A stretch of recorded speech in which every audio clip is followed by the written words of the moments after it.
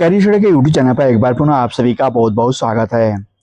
CITS admission 2026 के अंतर्गत sport round की काउंसलिंग प्रक्रिया को ध्यान में रखते हुए ये वीडियो आप सभी के लिए काफी ज्यादा इंपॉर्टेंट होने वाली है। इस वीडियो के दौरान हम बात करने वाले हैं कि सीआईटीएस एडमिशन के स्पोर्ट काउंसलिंग की प्रक्रिया के दौरान कौन कौन से डॉक्यूमेंट्स आपको लेकर के जाने होंगे, यानी कि किन किन डॉक्यूमेंट के बेसिस पर आपको वहां पर अगर कॉलेज अलॉटमेंट हो जाता है तो आपका एडमिशन किया जाएगा, उसके बारे में इस वीडियो के दौरान हम डिटेल्स में सारे डॉक्यूमेंट्स को चेकआउट करने वाले हैं। इसके अलावा आप सभी को मैंने पिछली वीडियो के माध्यम से अपडेट प्रोवाइड किया था कि स्पोर्ट राउंड की काउंसलिंग के लिए जो वैकेंट सीटें हैं, यानी कि कौन से कॉलेज में किस स्टेट की कितनी सीट बची हुई है, उसका डेटा डीजीटी की तरफ से जारी कर दिया गया है। अगर आपने अभी तक वैकेंट सीट नहीं चेकआउट किया तो बहुत आसान तरीका है। इसके लिए आपको इस वेबसाइट पर विजिट करना होगा, निमी ऑनलाइन एडमिशंस की। और यहाँ पर विजिट करने के बाद कैंडिडेट लॉगिन पर जाएंगे और यहाँ पर लॉगिन करने के बाद जो भी लॉगिन इंटरफेस पर पहुंचने के बाद जो भी आपसे डिटेल्स मांगा जा रहा है, आपका मोबाइल नंबर और पासवर्ड, ये दोनों चीज डाल करके कैप्चा कोड डालेंगे और लॉगिन करेंगे। लॉगिन करने के बाद स्पॉट काउंसलिंग के अंतर्गत आपको वहाँ पर एक लिंक मिलेगा, उस पर क्लिक करके आप जिस भी कॉलेज के लिए वैकेंसी का जो डिटेल्स है चेकआउट करना चाहते हैं और वो आप चेकआउट कर सकते हैं। हालांकि जिस स्टेट के अंतर्गत आप एडमिशंस लिए लिए हैं, फॉर्म अप्लाई किए हैं, केवल उसी स्टेट का वैकेंट सीट चेकआउट कर सकते हैं, बाकी स्टेट का नहीं कर सकते हैं। तो इसलिए आप केवल अपना ही जो वैकेंसी है अपने स्टेट की वही आप चेक कर पाएंगे। तो चलिए, ये तो रहा वैकेंसी कैसे चेकआउट करते हैं। अब बात करते हैं कि कौन कौन से डॉक्यूमेंट्स की जरूरत पड़ेगी स्पॉट राउंड की काउंसलिंग के दौरान। तो इसके लिए स्पॉट राउंड काउंसलिंग के लिए जो डॉक्यूमेंट्स की ज़रूरत पड़ेगी जब आप अपना स्पॉट काउंसलिंग करवाने जाएँगे वहाँ पर, तो देख सकते हैं डॉक्यूमेंट्स की जो लिस्ट है मैं यहाँ पर आप सभी को दिखा रहा हूँ। जिसके अंतर्गत जो सबसे पहला डॉक्यूमेंट्स है वो है जो भी आपका ओरिजिनल आईडी कार्ड होगा, जैसे कि आधार कार्ड, पैन कार्ड और उसका एक फ़ोटोकॉपी। तो ये आपको लेकर के जाना होगा। स्पॉट काउंसलिंग के अंतर्गत दूसरा जो है 2 पासपोर्ट साइज़ के कलर फ़ोटोग्राफ आपको लेकर के जाने होंगे, तो ये ज़रूर अपने पास रख लीजिएगा। स्पॉट काउंसलिंग के अंतर्गत जो अगला डॉक्यूमेंट है वो है काउंसलिंग फीस का रसीद। तो काउंसलिंग फीस आपने ₹500 का जो फीस का पेमेंट कराया होगा वो आपको रसीद लेकर के जानी होगी।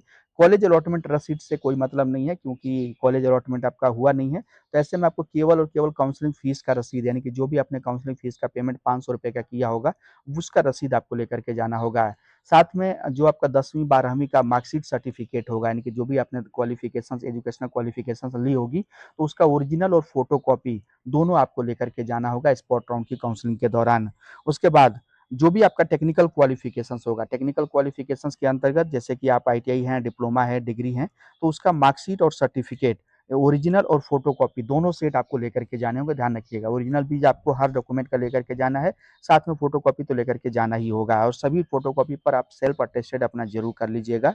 उसके बाद अगर आप अपने टेक्निकल क्वालिफिकेशंस के अपीयरिंग में, यानी कि आप आईटीआई, डिप्लोमा या फिर डिग्री कर रहे हैं और आपका फाइनल रिजल्ट अभी नहीं जारी हुआ है, तो ऐसे में अपीयरिंग के केस में अंडरटेकिंग फॉर्म आपको फिल करके लेके जाना होगा।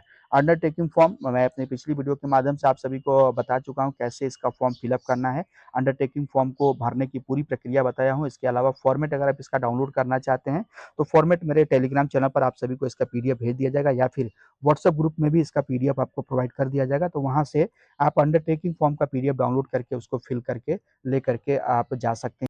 अब अंडरटेकिंग के साथ में एक और चीज मेक श्योर करें कि आप अपने कॉलेज की तरफ से अगर बोनाफाइड बनवा सकते हैं तो बोनाफाइड भी ले लें। अदरवाइज आप जो भी आप कोर्स के फर्स्ट ईयर में कंप्लीट किए होंगे या सेकेंड ईयर कंप्लीट किए होंगे तो उसका मार्कशीट ले सकते हैं, या फिर जो आपने करंट में एग्जाम दिया होगा अभी करंट वाला उसका एडमिट कार्ड भी लेकर के जा सकते हैं, जिससे कि ये साबित हो कि आप वाकई में अपीयरिंग में हैं, इस टाइम अध्ययनरत हैं। अब बात करते हैं नेक्स्ट डॉक्यूमेंट की, तो ये है आपका कैटेगरी से रिलेटेड। तो स्पोर्ट राउंड के अंतर्गत मैंने अपनी पिछली वीडियो के माध्यम से आप सभी को बताया कि स्पोर्ट राउंड में कोई भी कैटेगरीज का आपको लाभ प्रोवाइड नहीं किया जाता, सारी सीटें जनरल के तौर पर हो जाती हैं। तो यहाँ पर इस सर्टिफिकेट का, यानी कि ओबीसी, एससी, एसटी, पीएच या ईडब्ल्यूएस आदि का कोई भी बेनिफिट आपको नहीं प्रोवाइड किया जाएगा, जनरल के तौर पर ट्रीट किया जाएगा। लेकिन जो भी आपकी कैटेगरी होगी उससे रिलेटेड डॉक्यूमेंट तो आपको जमा ही करना ही पड़ेगा। तो इसलिए आप जो भी आपके पास कोटा है, एससी, एसटी हैं या फिर ओबीसी हैं या फिर ईडब्ल्यूएस हैं, तो उसको लेकर के जाएँ, जो क्योंकि आपने फॉर्म भरा था तो ये सारी चीज़ें आपने दिखाई हैं, तो इस वजह से आपको जमा करना ही पड़ेगा। लेकिन इसका लाभ कोई आपको इस स्पॉट राउंड के काउंसलिंग में नहीं मिलने वाला है।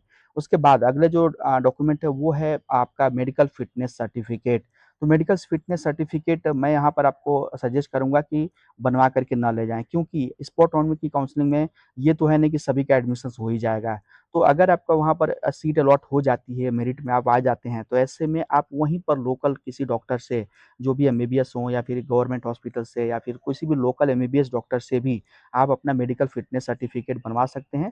जब आपका मेरिट लिस्ट में नाम आ जाता है, तब ये काम करें, पहले से मेडिकल बनवा करके ना ले जाएँ, बिना मतलब आपका पैसा बर्बाद होगा। और एक चीज़ और मैं यहाँ पे क्लियर कर दूँ कि स्पॉट राउंड की काउंसलिंग में अगर आपका नाम आ जाता है, मेरिट लिस्ट में नाम आ जाता है, तो अगर आपका कोई डॉक्यूमेंट कम भी है, मिसिंग भी है, तो आपका जो एडमिशन है कैंसल नहीं होगा, आपको टाइम दे दिया जाएगा। उस टाइम पीरियड के अंतर्गत आपको अपना जो डॉक्यूमेंट्स होगा वो जमा करना होगा।